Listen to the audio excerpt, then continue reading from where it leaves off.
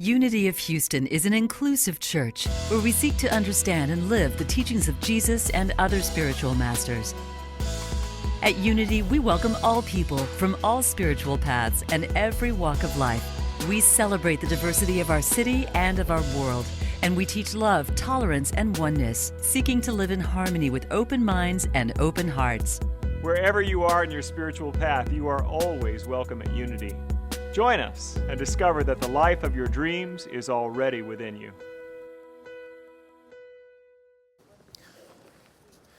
Reverend Karen Russo, MBA, is the leader of the Global Money Keys community and the award-winning author of The Money Keys, Unlocking Peace, Freedom, and Real Financial Power, with testimonies from her teacher, Dr. Michael Bernard Beckwith, Catherine Woodward Thomas, T. Harv Eker, and a foreword by Bob Proctor.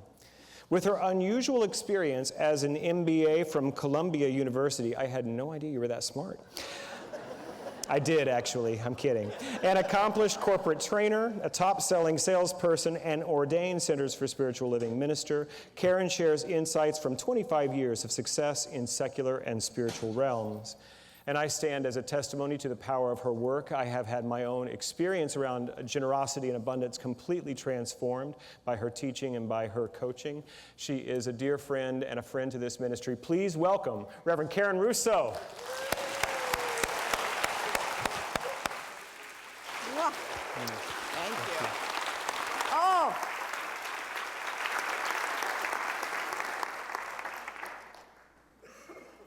Your thought is your choice. Are you up for that? Yes, you are. So I'm so excited because our conversation today is about, what is thought? How do we direct it and navigate through the cries and the emotion? How do we handle challenges in our thought and consciousness? And then, why bother? Really, why bother? Why do we care about choosing thought? And it's because your thought, the content of what goes through your mind, your emotional reaction to it, the conversation you have, your patterns of thinking, are creative. Your thought is important. Your thought matters, and your thought is powerful. Do you believe that?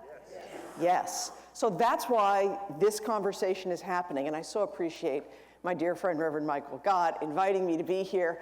I love Unity of Houston, and this series, this 7-week series with the Eric Butterworth book, Discover the Power Within You, is a great opportunity for us to work with the Unity teachings in a way that is deliberate and intentional. And this is a juicy week with the chapters on the Beatitudes, the teachings of Jesus and their beautiful irony, and the chapter on your thought is your life. So I'm excited about it.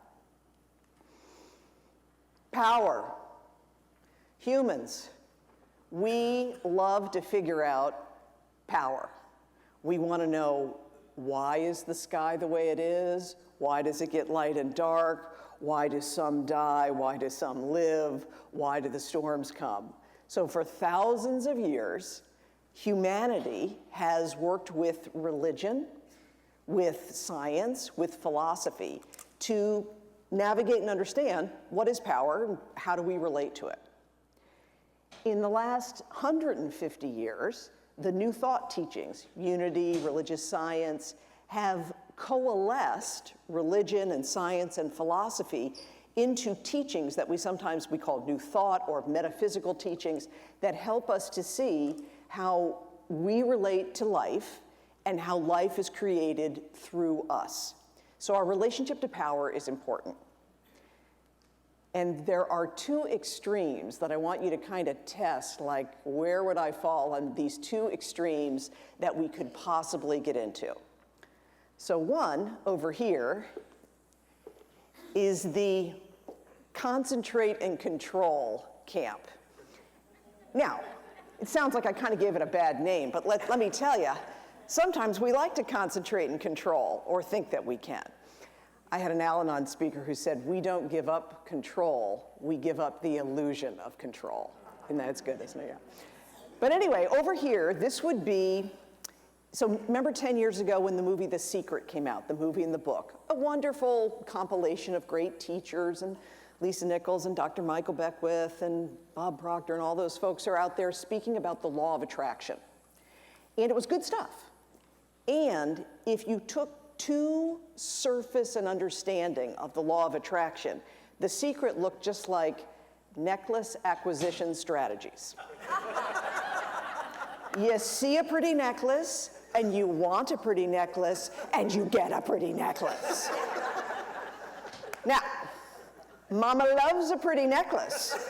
So we are not making anything wrong if you are, using principles and applying them to specific things in your life. And yet, we all know this.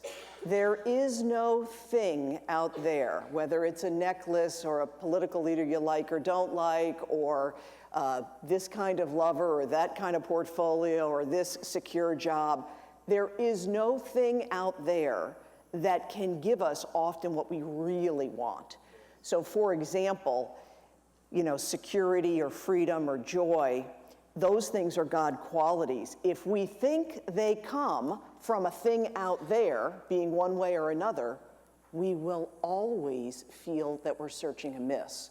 We'll always doubt it. And that's because we are wise, because we get it. If it's a thing out there, it has a beginning, a middle, and an end. It will come and go. And something in us, we know that. And because we know it, we'll always be searching for the next thing. So what I want to say is if you find yourself in any of this kind of energy where it's like, I have a pain or a hurt and I want to have it be different, so I'm going to pray and sit with a prayer partner, and I'm going to take a class, or I'm going to use the spiritual principle to try to get this thing to be different, just know I'll invite you to say, I also want you to work with the power of being in spiritual practice and being independent of circumstance. Yeah. So this is one way of thinking about power. Now on the other side, sometimes there's a camp over here, and I'll call this the it doesn't matter folks. So I'm going to maybe push a little bit here, but this would be, there's beautiful metaphysical teachings that say this realm is an illusion. It's a dream. It's not real. There's something greater. And while that can be true, if you take a surface understanding of those teachings, well, you probably heard the story. Have you heard the one about the preacher, the monk, and the metaphysician? Do you know that one? Okay. One day, a preacher, a monk, and a metaphysician all die on the same day, and they're surprised to find themselves in hell. So the preacher looks around and says, I have sinned. I must repent. And the monk looks around and says, I have karma I will accept. And the metaphysician looks around and says, it's not hot and I'm not here. Okay, so it's not hot and I'm not here. And I know I have certainly done some version of that myself. Something is so either painful or I'm so upset or confused by it, I'm going to just remind myself that something greater must be true. And the downside of doing that without kind of embracing what's going on is that we can be disconnected or be in denial. So just notice if that's one of the ways you relate to power and our creativity. So neither of these are bad ideas, use the law of attraction to change your circumstance or understand there's a bigger picture beyond the thing you're experiencing. And where the Butterworth teaching is that this community is anchoring in for 7 weeks is here. Yeah. Human in expression, divine in creation, and limitless in potentiality. And it was so wonderful. It's like Reverend Michael and I both, that quote was one that popped right out of this book. human in expression, divine in creation, limitless in potentiality, and practicing these ideas right in the midst of what's going on in our lives right now. Are you up for standing in that? Yes. Yes, you are. So I would invite you, I'm going to talk about three things: potentiality, inclusion, and the power of choice. How do we create? I'll invite you to bring something to your heart and mind as you listen to this message that's really specific for you. So I know sometimes you've a ministry staff, they're very good looking and charming and brilliant, and you probably could come on a Sunday or be on the live stream and just sort of like sit back and be like, what have they got for me this week? You know, you could do that. However, you'll have a much greater application of what you experience on Sundays in your own life if you kind of bring something to the table. So I'm going to invite you, take a moment right now and look over your own life and look out to your beautiful Houston community, to this country, all beings. Bring something to mind that feels specific and decide that you want to have like a deeper insight or a transformation around that particular thing. And I'm going to give you 3 ideas and partly the affirmation that will go with the ribbon here. So have you got something? So if so, give me a nod or a yes. Yes, okay, yeah, beautiful. So let's begin with potentiality. The teachings of Jesus in the Sermon on the Mount, the Beatitudes, are so beautiful and ironic and mystical when it comes to the potentiality of who we are. I call this the blessed be. It's the beautiful teachings where Jesus shares, blessed are the poor in spirit, the meek, those that hunger and thirst, they that mourn, because those are the folks that will see the kingdom of God, that will be fed, that will be comforted, that will receive the mercy, that will inherit the kingdom.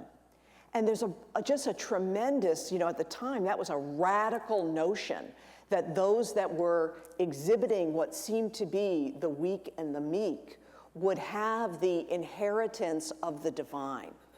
But that radical idea has stood the test of thousands of years because it is a teaching about our own consciousness. That often we can think that I want to feel strong because then I'll get the power, which will then get me what I think that I want. But we're being led into this idea of humility before the infinite nature of the divine. And in that humility, we surrender to the idea that there is something greater right in the midst of whatever it is that is hurting, upsetting, or upsetting or challenging us. Blessed be. Blessed be. So let's take the thing that is your issue and almost like you can kind of half close your eyes, and you might even take your hands from just where you're sitting and just kind of reach them upwards, which represents the divine. And just feel, blessed be, that there is, for this issue, this challenge, this problem, this question, there is a greater reality that is the good of God, that is beyond your best thinking, that is beyond your past experience, that is beyond what you could outline. And just feel the awe, the humility, the wonder, but also that you're part of it. And that infinite potentiality, it's not just outside and around, it's also within you. So take a moment to really feel that. And if you're comfortable, I'll say the 2-word affirmation and you can repeat it. So I'll start. Blessed be together. Blessed be. Yes. All right, and you can kind of let go of your hands and sort of feel that. So whatever it is that when we think about creative thought, we want to just think like, wow, there's something greater, and I'm humble in the presence of the divine that it's here. And now our second thing is like me, and it's going to be the blessed me practice. So you'll remember you know, when The Secret came out 10 years ago, so Dr. Michael Beckwith, who is one of my beloved teachers, and I was in Los Angeles at the time, and then I moved to Arizona, which is where I live now. And when The Secret came out, it was like Dr. Michael came to Arizona, and you know, on some random Tuesday night, there's like 500 people in a tiny hotel in Mesa, Arizona, because people were swarming in, you know, to see this teacher from The Secret. And he got up and he said, the way it is now is I walk through an airport and people are grabbing at me. Hey, I saw you in The Secret. Is it true that I can use these principles to get more profit in my business? And what Dr. Michael turned to us and he said, you don't use the Spirit uses you. Yeah, can't you just feel that? I mean, I get it. It's like the Spirit uses you. So one of the things I really admire about him is he kind of rode that wave of like this sort of consumer mass consumption of law of attraction and kind of came, you know, and stayed true to himself and kind of came with the teaching. So it's like that idea that the Spirit uses us, I want to say all of us. All of us. So everyone and all of us, the darkness and the light. So this is really important. And Butterworth talks about he talks about the scriptures that are things like, I am surprised, or the thing that I did not want has come upon me. That like, how could I'm going after a growth, but then the obstacles or the challenges come up, or the thing that I didn't want to have happen is occurring. And what Butterworth says, which I think is beautiful, is temptation, you know, the idea that something's wrong, is a sign of our growth. That in order for us to move past the inertia that needs to shift when we want to make a change, we must confront the adversary, the thing that is different, the challenge, the dark side of it, the shadow. And we are to agree with our adversary. And he says quickly. And what I want to say is, don't skip it. So, for example, if whatever the issue or concern you have has activated or triggered sadness or anger or frustration or some old pattern, sometimes we can think, well, what I want to do is like, I want to deny it right away and affirm what's true about God. And what I want to say is include it. That inclusion means if there's something in me that is emotion or upset or resistance or challenge, it represents energy. And because everything in me is of God, it is a God energy that often wants to be included in the whole. So you know this. If we deny something, it can fester. And then, I don't know about you, my thing is anger. It's like, you know, mostly you could tell if I'm angry. But in case that, sometimes I think I should manage it a little bit, right? So then I'll sort of stuff it down. But for me, it comes back like Velociraptor style. Yeah. Maybe it's just me, but it's like, right? It's like you push something down and it's like, comes right back. And then you also know that sometimes the dynamic would be something I've denied in myself, I see it in somebody else. And that's either called projection or the old you spot it, you got it. So the thing that we just judge the living hoot out of it, you know, in somebody else is often the thing we need to work on. This is a spiritual reality. If we are to agree with the adversary quickly, it means we are attuned to ourselves and we notice the darkness and we include it in the light. And when we do that, we're reclaiming the power that we've used to like keep that thing separate. And when we have that, like the full embrace of who we are, we're naturally less defended against slings and arrows or other people's experience. And we can be more in a community where people might have different political ideas or different approaches to prosperity, or some would like something and some might not like it. But if we can be in the I include it, there's something really beautiful. And that's what I think that is like we're blessing and appreciating the fullness of ourselves. Take the thing that you're working with and put your hands kind of kind of close to your own heart and center of your body. And just give yourself the appreciation that the thing you're working with, you're going to include all of your light and shadow in it, that all of you is blessed and all of you is valuable. So take a breath, let it out, and I'll say the 2-word affirmation and you can repeat it. Blessed me. Blessed me. Yeah. All right, and open eyes and kind of appreciate that. Okay, and then our final piece is the blessing for the all. It's like, how do I take the potentiality of the divine, the willingness to include all of my own reactions and stuff, how do I take it into the creativity of thought? And I want to speak a little bit about, remember I said, earlier I said, your thought matters, it's important, it's creative. So how does thought create? And this is, in some ways, Unity 101. It's the idea all is God and God is good, therefore I am of that good and of God. I use my thought through affirmations and denials in order to guide my actions.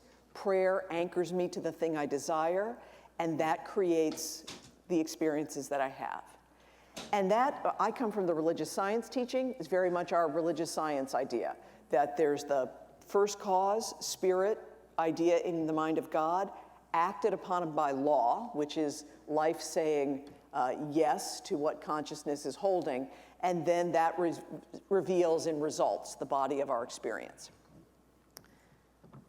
Jesus said it really simply, the kingdom of heaven is within, and it is done unto you as you believe. So if you want to like net it out, that would be what the simple version. And so, when you're in an Adventures in Faith group, when you're meeting with a prayer partner, when you're doing your own spiritual practice, we often will focus on what is it that you desire? What is the spiritual quality that you desire that's behind whatever the kind of outer goal is? And then, what does that mean for you in terms of your consciousness? And I like to think of consciousness as it's the content of the thought, the emotional reaction held in place by our conversation, what we say about it, with repetition and intensity. Like that's what creates patterns of thinking, which is the consciousness that creates. So it's not just like random thought goes through and, if I believe it for a second, bad things happen. It's more like, what is the totality of thought, emotion, conversation I'm developing consciously, right? Because we know that thought can create accidentally, but it's more powerful to come to a community like this to be purposeful about it. I want you to also know that you can create, in this sort of elegant way of like spirit, consciousness, action, results, is that we also create from the action to the divine. So many of you know the 12-step programs, a beautiful example of act your way into right thinking.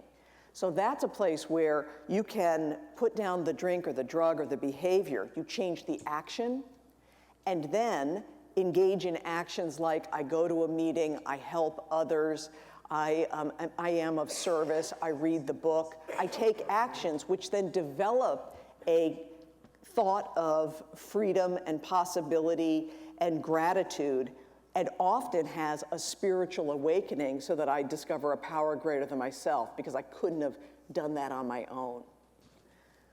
So I tell you that because I want you to start to understand that when we say your thought is your life and it is creative, is that you are artists with beautiful lives doing things on purpose. And if you can work with whatever the issue is that's in your life in a way that is the consciousness creates the experiences I choose create the consciousness, it's beautiful. And for those that come to the workshop this afternoon, and I understand that the football teams are all playing tonight, so if you're managing your sports kind of thing, all right, yeah. If you're going to grab a bite and come on back, the thing I've been working with people about money is I find it's really helpful to have weekly, what I call wealth rituals, where you have a combination of focus and action with your money and gratitude and receptivity, because what that creates is like a sustainable vitality in your money and finances. So I'm kind of giving you like, how do we apply these ideas of creative thought in a variety of different areas? And then when we're aware of how life is creating, we also want to open up and realize that there is no healing for one that doesn't affect the greater. And this is something very beautiful. You know, it's why when people rise here in the sanctuary and say a blessing of being heard for each other, it does make a difference to the individuals here, but we're connected to everyone. So it makes a difference to all beings. And that's why, you know, the third week visitors are getting, like, we're making a gift in your name because we see your presence as valuable and it connects to something else. Your healing is both personal and it's transformational. So that's why our third affirmation is the blessed all affirmation. So if this is our third one, our final one, maybe take your hands and kind of put them out a little bit to the side and just recognize the people on your left and your right and in front and behind, and feel that your desire for a healing, for transformation, feel that it is a benefit to others. Even if for you it feels like, oh, it's just a little bit of the matter I make with others. Feel it, though, it matters. And we'll take a deep breath, release it. Blessed all. All right, you can release your hands. Oh, my sweet ones. So that is the journey that we've taken here with our thought.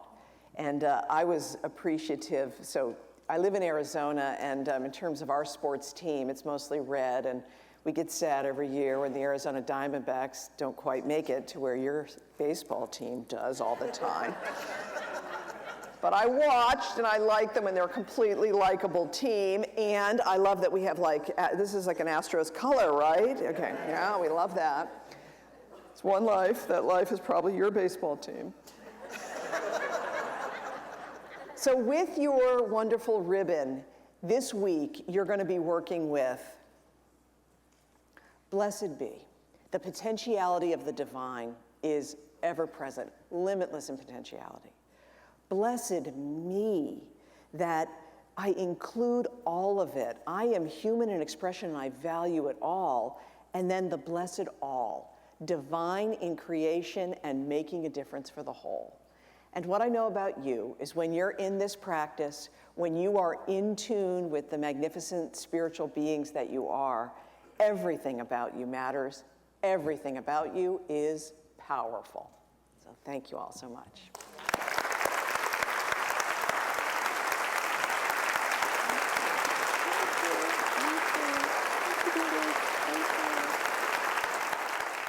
Thank you for watching this message today. I'd like to invite you to join us in person here on campus at Unity of Houston for Sunday morning or Wednesday evening services. If you can't be with us here on our campus, you can still join us live on Facebook or on our website, unityhouston.org, Sunday mornings at 11 a.m. Central.